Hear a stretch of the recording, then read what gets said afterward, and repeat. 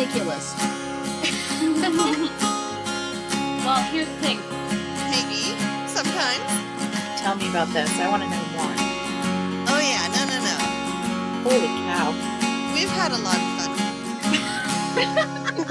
fun. So now my daughter is suddenly panicking about finals and papers and projects and homework, where, all through our admittedly brief winter break, nope, I got nothing I need to do. Oh. But now all of a sudden, I have so much homework, I'll never finish it.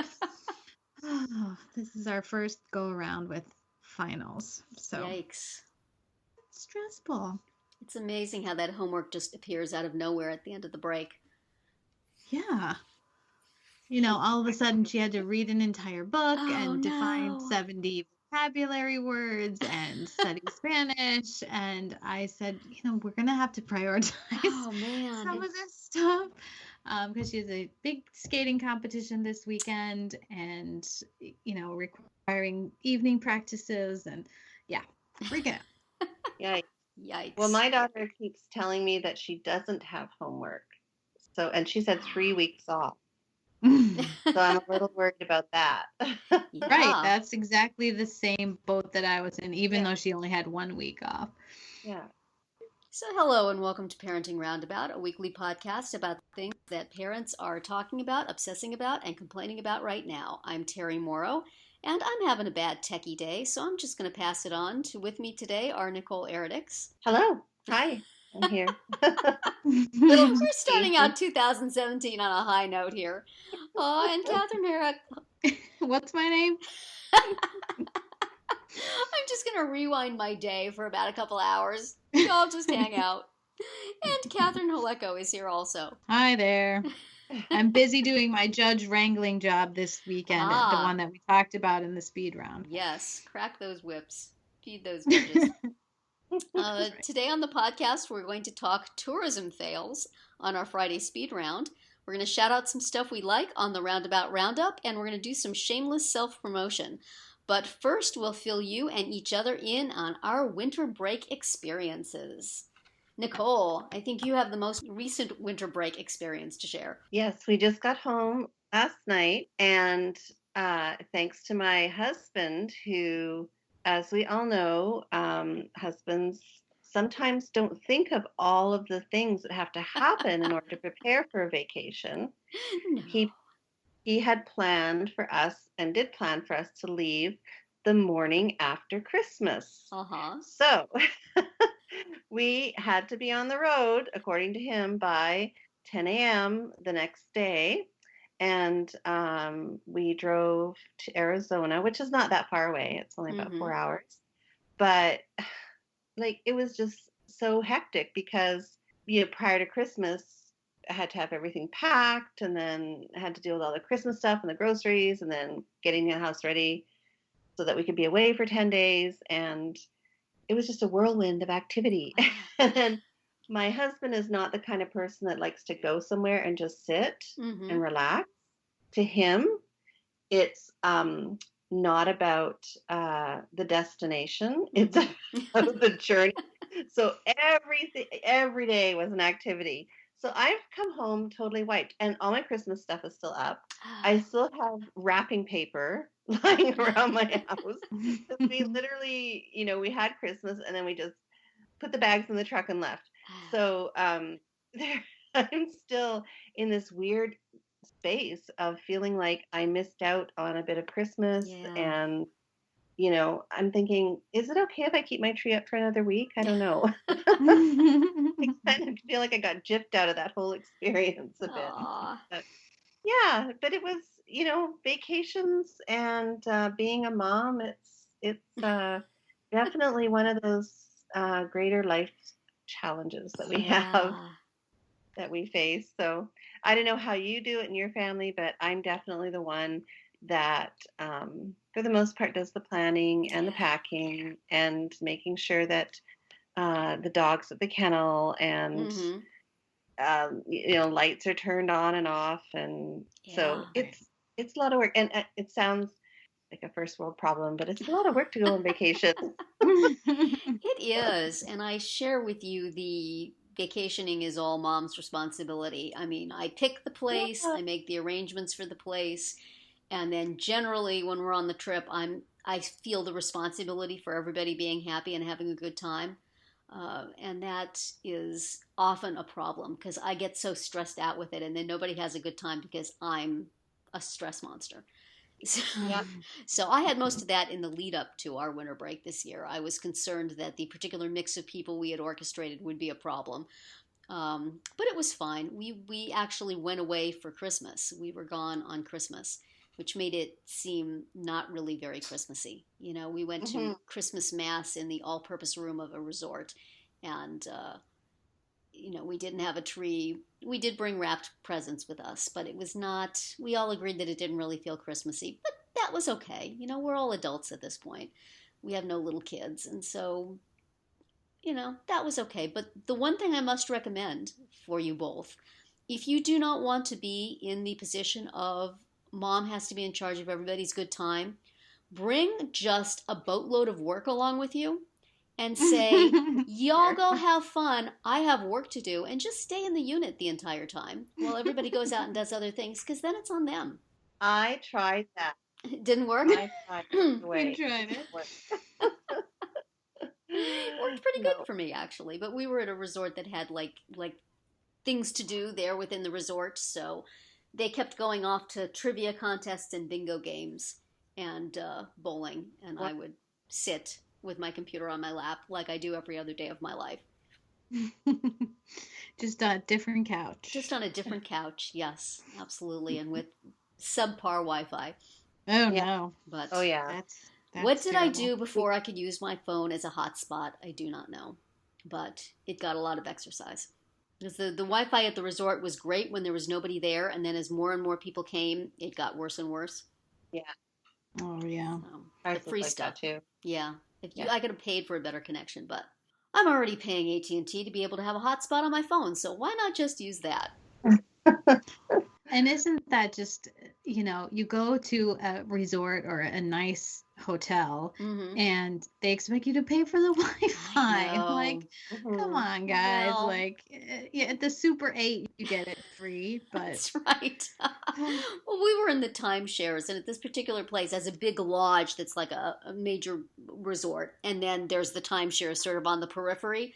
So maybe it was free for the folks in the main thing, and the poor cousins in the timeshares have to pay if they want the good stuff. I don't know, but it was fine. It was fun. I had a good time, actually, and everybody went and did their own thing without me. The place that I stayed during Luge Camp, which we'll get to, but it was a nice hotel, and of course you had to pay for the Wi-Fi, and not only that, they made it like hard to find. I think the idea was that, you know, you're supposed to be on vacation, like unplug, but of course it was work days for me. Yeah. And there was no Wi-Fi password anywhere. And I had to call the front desk and say, I need Wi-Fi, please. And they're like, oh, okay, let me generate a password for you. Oh, yeah. And of course they will charge you for it. Yeah. So yeah, it made me feel like I was asking for the moon, you know? Wow. I just need Wi-Fi, please. Well, tell us more about your relaxing Luge Camp experience. It was actually fun. So we went, you know, it's fun to just travel with my son, you know, just one-on-one is kind of nice. And of course, he was very excited to be there. And we ended up getting there late, and so we missed sort of the introductory meeting and dinner. But he was not stressed out about it. You know, I mean, he was going to be just dropped off with a bunch of kids he didn't know, but he really wasn't worried about it. And people have asked me quite a few times, you know, wasn't it so scary, like watching him hurtle down that ice track? Like it was, but he had a helmet on, and he had, you know, I trusted that the people there knew what they were doing. The scarier thing was that when I dropped him off at this dorm where he was staying, there was nobody. There were no adults. I mean, there was a guy working at the front desk, and that was it. Wow. And he didn't move from the front desk. I mean, he's just like, here's your key, and your room's down that way. Oh, man. So that was freaking me out. But a bunch of the kids came along and were excited that he was there. Like, oh, you're the one who was late. You know, they all knew him. Uh-huh. So I had to just kind of leave him with these kids and go, and that felt very, very strange. But you know, it was all fine, and he did really well. He enjoyed it. He seemed to perform well, and I kind of had a nice time just hanging out by myself in Lake Placid, which is a very nice little town. You know, did a little Christmas shopping and a lot of work in my room, but it was a nice room that overlooked a lake. So yeah, it was nice. So peaceful. I'm envious. The travel was not easy. Like we had to fly, and then we had to drive, and all of a sudden our GPS was taking us onto a ferry. So we took a ferry. Like we weren't expecting this ferry, and you know, lots of like 2-lane mountain roads, you know, in the dark and the snow, and so that was a little treacherous, but we managed it. Our little rental car survived. So yeah, who knows? We may be going back. We'll find out. That's exciting. Yeah. So don't you wish you had a working vacation like us, Nicole? Well, I feel like I had a working vacation. Just not satisfying work. Remember her business card that says she works for free. Yeah. That's right. Sucker. Like literally everything. Yeah. I feel like now that we're back home and my husband has to go back to work and my daughter goes back to school, I get a vacation now. This is my vacation coming up this week. So yeah, but I can't complain. I really do enjoy it. We make a point of doing a vacation within the weeks following Christmas every year. It's kind of a tradition now. So, you know, and my kids still want to join us and go, and can't complain about that. Yeah. Yeah. We might do it over Christmas again next year. We were talking about that we felt like it wasn't really Christmas, but it was kind of a nice time to go, and everybody usually can get time off then, and except for me. I never get time off. But it was something different. You know, usually we go on vacations in the summer, and so it was kind of it was a nice place to do it because there was a lot of stuff right nearby to do. You didn't have to do too much driving around. Right. That's good. So, well, those were nice vacation experiences mostly, but I think our speed round is some not so nice ones, Catherine. Yes, and this is also inspired by Nicole, but wondering if there have been tourist attractions you've seen that have disappointed you mightily, or maybe they disappointed some members of your party and not others. I don't know. I think we need Nicole to tell us what's up here. Well, the state of Arizona is a beautiful state. I will not complain about that. Yeah. But there's a lot of tourist attractions there that need to up their game.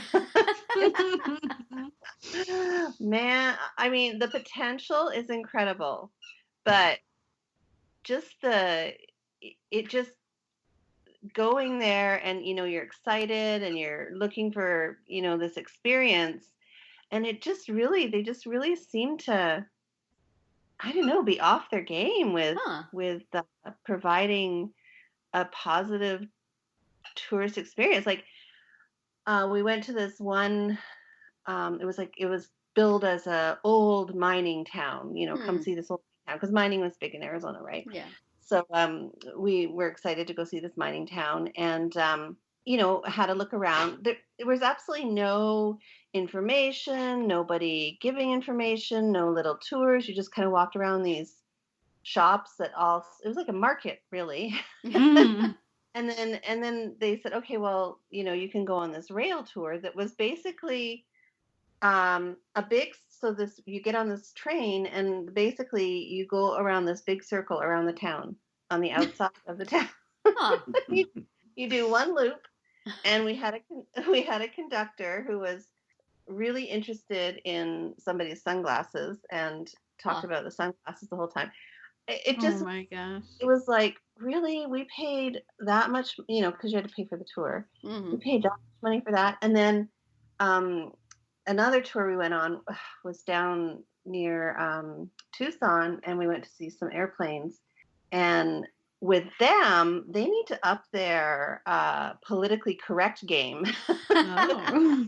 Within the first minute, within the in the introduction of the tour, the fellow doing the tour completely offended the of the tour bus, with his lack of appropriate words. Oh my God. It was just like, I don't know, just wanted to say, can you go to like a tour guide school, or it's just, it makes you feel, like, I've spent all this money and I'm here and I want to know and I want to learn, and I'm not feeling it. Wow. We also went to that biosphere too, which was kind of interesting, but again, it was lacking in information. So that's not that I really enjoyed the state and it was beautiful, but I would definitely not recommend the tourist attractions that we went to. Some of the worst I've ever been to. So that's my long explanation of that. Well, how about you, Terri? Have you ever been to a place that just did not live up to its billing? We were visiting St. Louis, and we went to the Arch, which is really impressive when you're standing beneath it and looking at it. It's a very cool looking thing. The thing that I would say is perhaps questionable is the taking the ride up to the top of it, because you stand in line for a really long time, you pay your money, you get into an elevator that is like out of the worst nightmare of a claustrophobic person ever. You're in there with like 6 people in this tiny thing, and it goes up really slowly. And every tiny advance, you hear these gears clunking and straining, and it's like, oh my gosh, have I stepped into a horror movie, and I paid money for this. So eventually it gets you up, at which point pretty much all you can do is look out the window. So you try to stay there as long as possible, because you know what's coming. There's no stairs back down. You pretty much have to get back into the tiny coffin and hope that it brings you down as safely as it brought you up. So I did it, and I did not, I think, well, what happens when I just go crazy and wig out in this tiny little box with 6 other people? What are they going to do? They're going to have to, somebody's going to have to, hit me hard to tranquilize me. But I think the way down was a little better, but still, it's just like, if you have even the smallest claustrophobia or elevator issues, I beg you, do not go. Do not. Well, do not. I highly recommend not visiting the Hoover Dam then, Terri, because what you experienced going up, we experienced going down underground. So, gosh, I probably did that when I was a kid, if it existed, but good times. A couple years ago, my daughter and I took her to a skating thing that was in a smallish town in northern Wisconsin, and there is a place there that says that they have the world's biggest penny. And so, of course, we were like, oh, we got to see the big penny.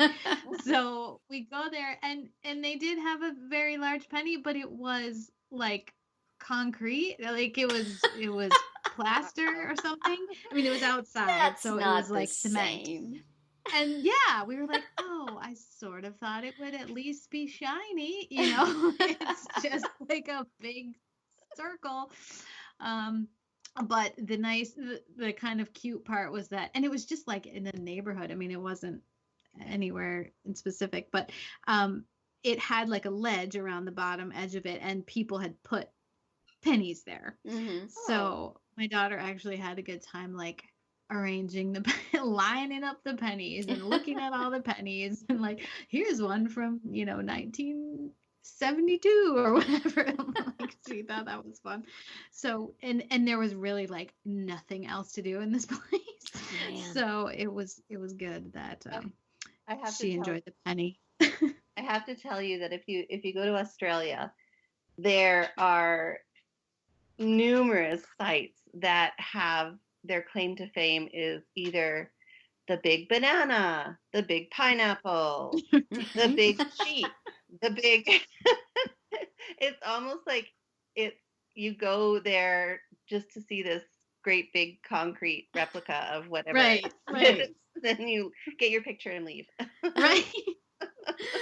Yeah, I don't know why we had such high hopes for this giant penny that was in Minocqua, Wisconsin. Like, why? I forget even why there would be a big.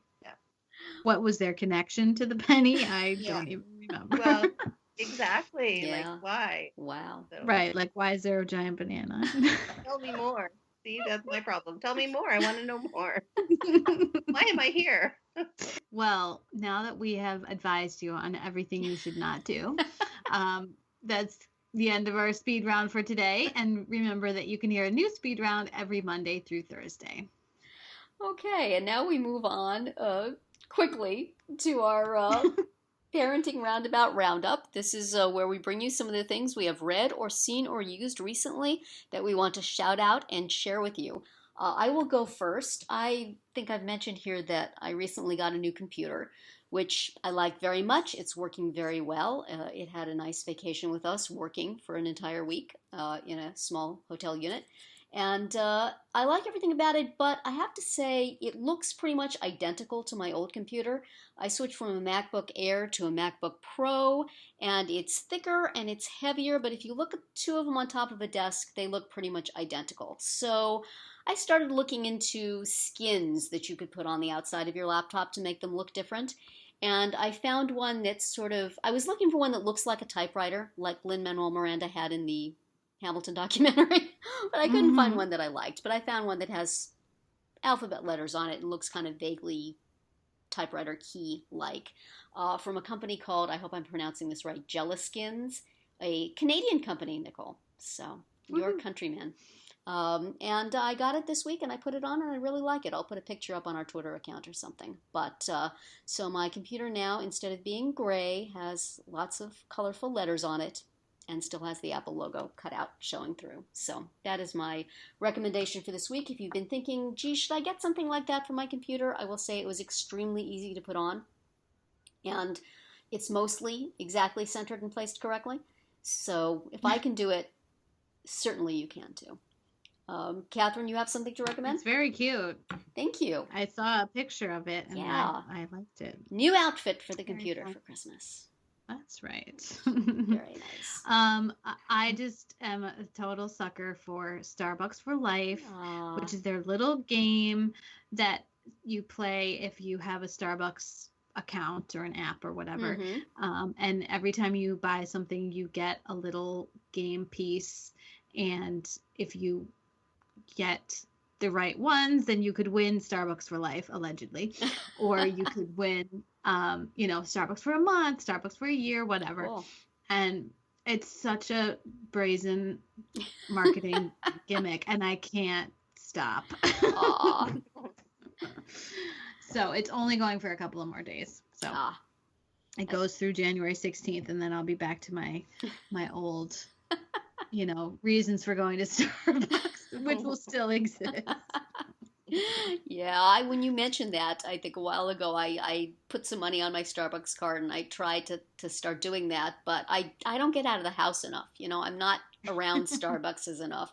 Even when we were on vacation, they had a little cafe in the hotel that sold Starbucks, but it wasn't a Starbucks. It's not the same. It's not the same. I couldn't order in advance from my phone, so what good was it? And no Starbucks. Yeah, no good. Nicole, what do you have what have you been enjoying this week?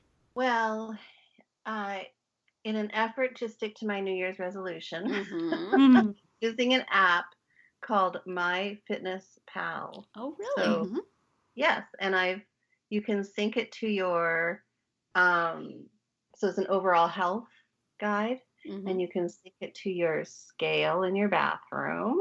That seems rough. And sync it to your pharmacy, I believe, so for your medications. Wow.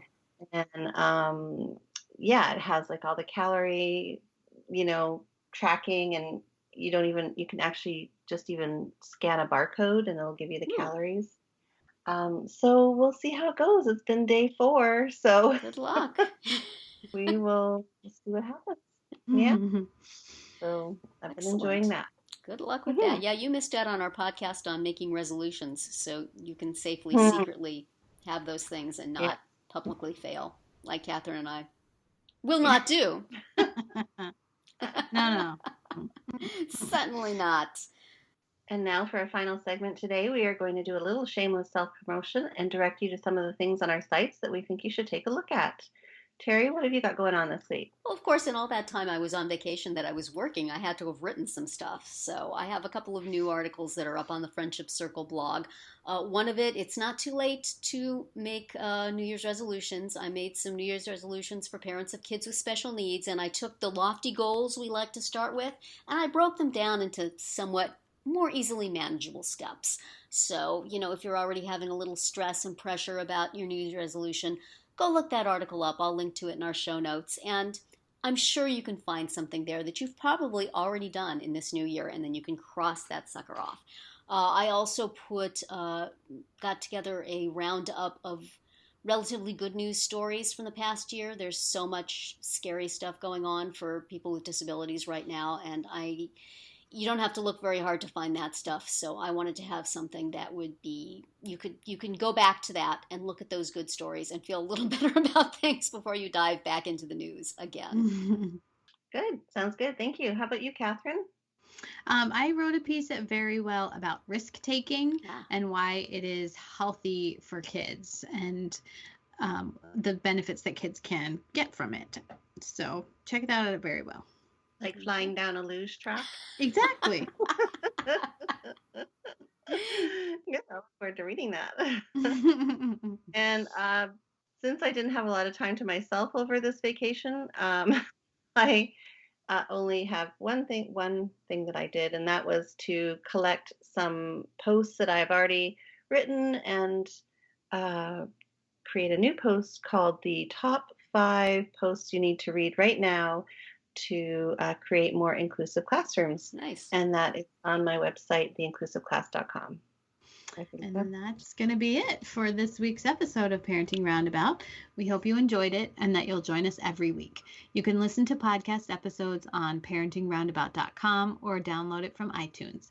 Please subscribe so you can get all of our podcasts and mini podcasts. You can also follow us on Twitter, where I am at About Family Fit, Terri is at Momitude, and Nicole is at Nicole Eridix. You can also follow the podcast on Twitter, that's at Roundabout Chat, and look for us on Facebook, Pinterest, Tumblr, YouTube, and Instagram too. Best of all, stop by our blog at parentingroundabout.com and read recaps, find links on all the stories we mentioned, and talk back in the comments. Thanks to John Moran for providing our in and out music, and I wish everyone a great week.